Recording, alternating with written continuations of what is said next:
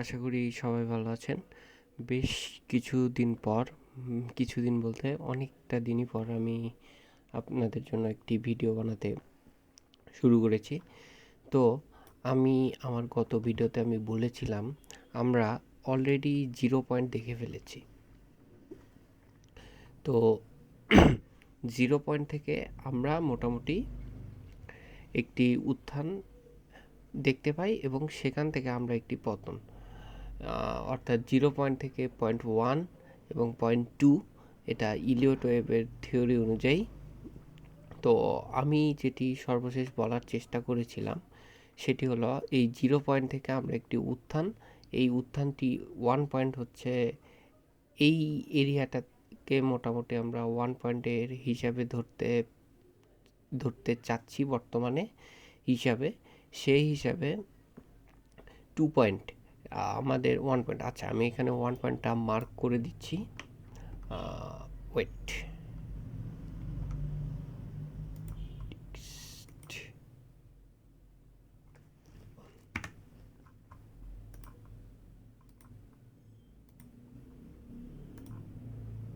One পয়েন্টটা মোটামুটি আমরা এই জায়গায় মার্ক করতে চাই।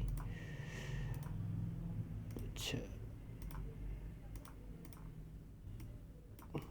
ইলিয়ট ওয়েভ থিওরি অনুযায়ী আমরা যেহেতু 0 পয়েন্ট দেখেছি, 1 পয়েন্ট দেখেছি, সুতরাং আমরা এখান থেকে 0.2 এর খোঁজে যাব।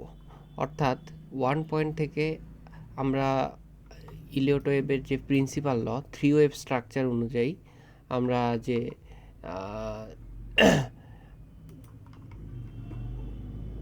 1, 2, 3, 4, সরি 5,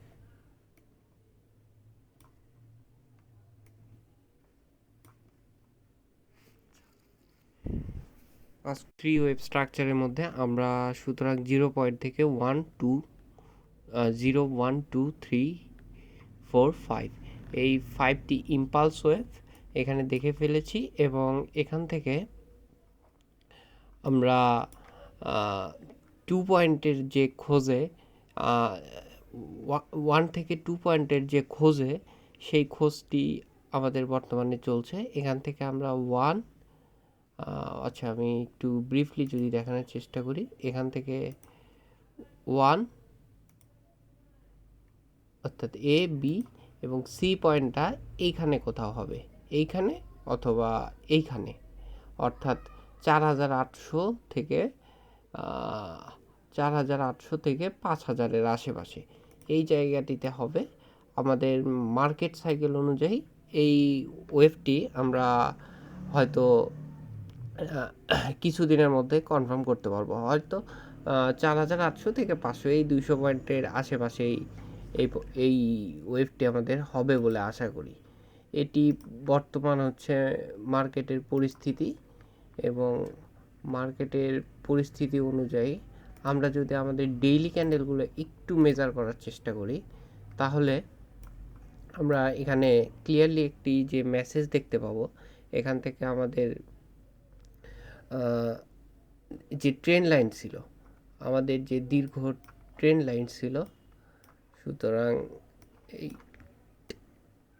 ট্রেন লাইনের আমরা almost breakout up and down, এই এখানে আপ অ্যান্ড ডাউন করতে করতে বর্তমানে আছি, এবং সেই ট্রেন লাইন অনুযায়ী আমাদের সাপোর্ট নিতেও আমাদের এই এই এরিয়া পর্যন্ত, অর্থাৎ 5000 বা এই ট্রেন লাইনে আবার আসতে হবে। যেহেতু এই সাপোর্ট এখানে, মানে কি বলবো, এই সাপোর্ট এরিয়াটি আমাদের সঠিকভাবে নিতে পারে নাই, রিটেস্ট যেটা কি বলে, এটা ব্রেকআউট করছে, ঠিক আছে। ব্রেকআউট এখানে করলেও আমরা ক্লিয়ার ইয়েটা দেখতে চাইলে অ্যাকচুয়াল ব্রেকআউট করছে এই জায়গায়, এবং সাপোর্ট নিতে সে এখানে আমাদের কিছুটা টাইম স্পেন্ড করবে। এখান থেকে এই পর্যন্ত হয়তো টাইমটা কিছুটা স্পেন্ড করে সে এই জায়গা অথবা এই জায়গাতে সাপোর্ট নিতে আসবে, কারণ এখানে একটা অর্ডার ব্লক আছে। আচ্ছা, এটি একটি দিক, এবং আমরা যদি এখান থেকে আরও একটি দিক একটু ভালোভাবে দেখার চেষ্টা করি, একটু ছোট টাইম ফ্রেমে আমরা যদি যাই, তাহলে আমরা দেখব এইখানে আমাদের একটি ডিসেন্ডিং ট্রায়াঙ্গেল প্যাটার্ন। আচ্ছা ওয়েট, ডেতে দেখলে আমাদের এখানে একটি ডিসেন্ডিং ট্রায়াঙ্গেল প্যাটার্ন, এটাই আমাদের এই যে রেড চিহ্নিত জিনিসটি ট্রেন্ড লাইন, এবং ট্রেন্ড লাইনের মধ্যে এই ট্রায়াঙ্গেল প্যাটার্নটি স্পষ্টত আমরা দেখতে পাই, এবং সেটি এই যথাক্রমে আমরা ব্রেক ডাউন দিয়েছি এবং সেটি রিটেস্ট করেছি, রিটেস্ট করে সে বর্তমানে নিচের দিকে যাবে। কিন্তু আমাদের যেহেতু প্রিভিয়াস এই ট্রেন্ড লাইনটি আছে যথেষ্ট স্ট্রং, এবং আশা করা যায় দেশের পরিস্থিতি, রাজনৈতিক অর্থনৈতিক পরিস্থিতি যতই খারাপ যাক, আশা করা যায় না, এটা অবশ্যই আমি আশা করব না যে এই ট্রেন্ড লাইনটি ব্রেক করবে। এই ট্রেন্ড লাইনটি ব্রেক করলে মোটামুটি আমরা বেশ অনেকটাই নিচে নামবো বলে ধারণা। সুতরাং এই ট্রেন্ড লাইনটি আমরা বর্তমানে ব্রেক করার মতো অবস্থা নাই, যদিও দেশের পরিস্থিতি খারাপ, তবুও আমি বলবো এই ট্রেন্ড লাইনটি আমরা ব্রেক করব না।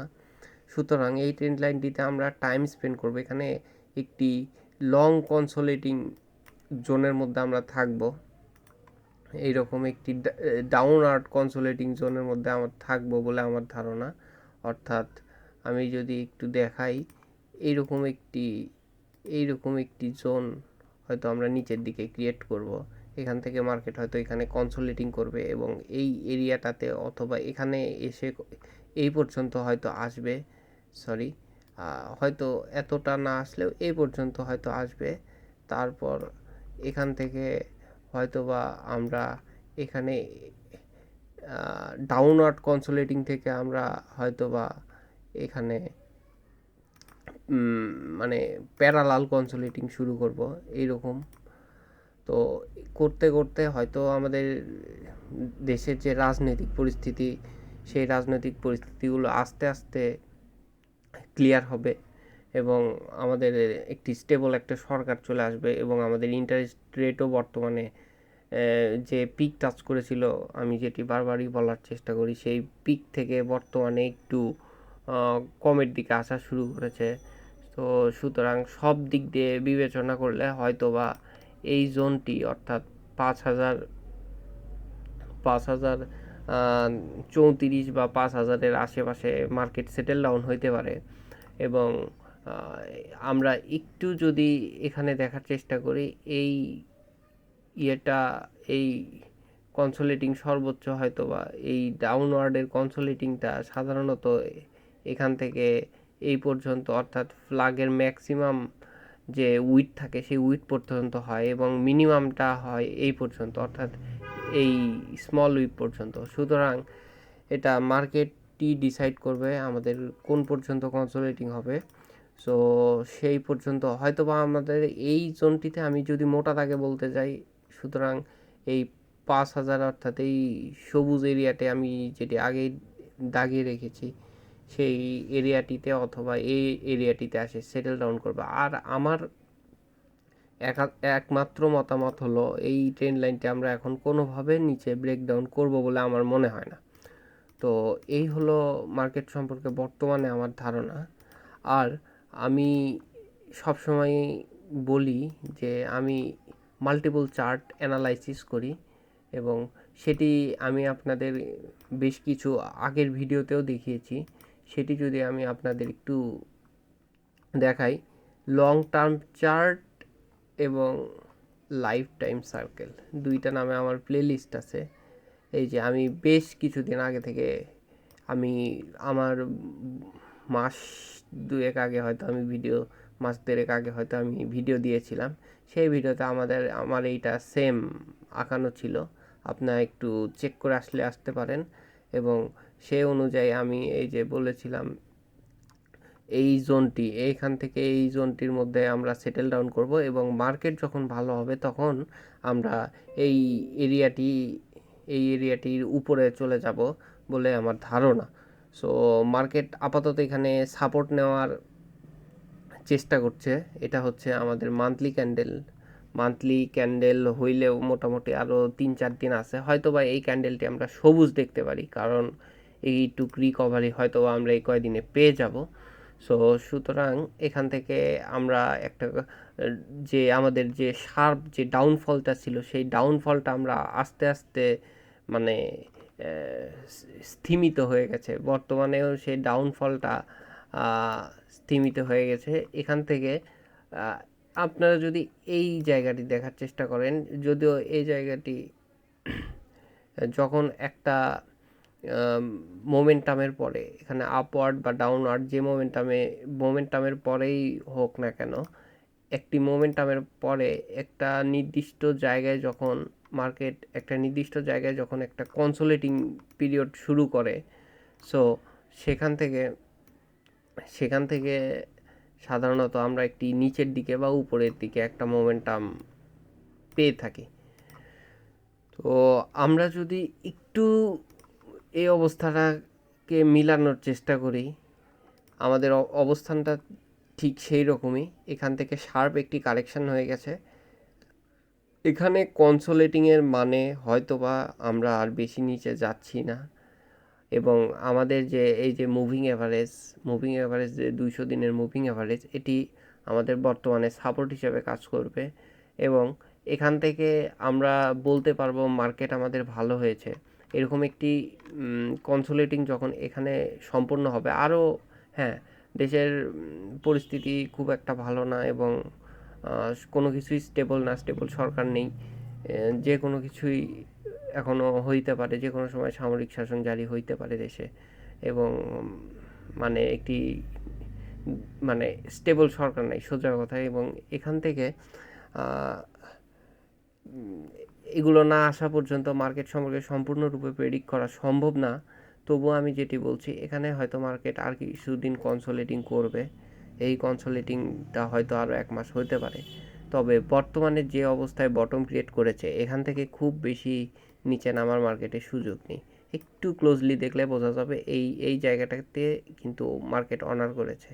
এই যে দেখুন, এই মুভিং অ্যাভারেজ থেকে এই 1 বার 2 বার 3 বার 4 বার 5 বার এইটা মাসের ক্যান্ডেল হিসেবে আপনার প্রতি মাসে অ্যাটলিস্ট অনার করছে। সো এই কনসোলেটিংটি শেষ হলেও আমি বেশ 2-1 মাস আগে আমি বলেছিলাম যে এইটি একটি ফেক ব্রেকআউট, এই ব্রেকআউট এইখানে সাস্টেইন করবে না। আমি এখনও সেইখানে সম্পূর্ণভাবে একমত। এই ব্রেকআউট এখানে হওয়ার সম্ভাবনা বা আমাদের ইকোনমিক কন্ডিশন কোনোভাবেই নেই, এবং এখানে ব্রেকআউট এখানে হওয়া কোনোভাবেই যুক্তিযুক্ত না, এখানে ব্রেকআউট হতে পারে না। সো এটি আজ থেকে আমি আশা করি 1 মাস কিংবা 1.5 মাস, হয়তো আমরা আরও 1 মাস, হয়তো এখানে 1.5 মাস এখানে হয়তো কনসোলেটিং করতে পারি, এবং আলটিমেটলি আমরা এখান থেকে উপরে যাব, এটা আমরা বলতে পারি। তো এই হলো আমার মার্কেট সম্পর্কে আলোচনা। আমরা যদি আবার ডেইলি চার্টে যাই, তাহলে দুঃখিত।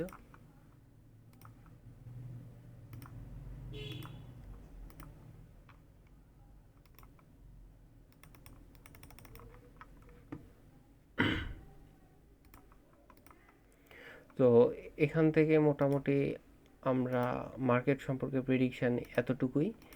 তো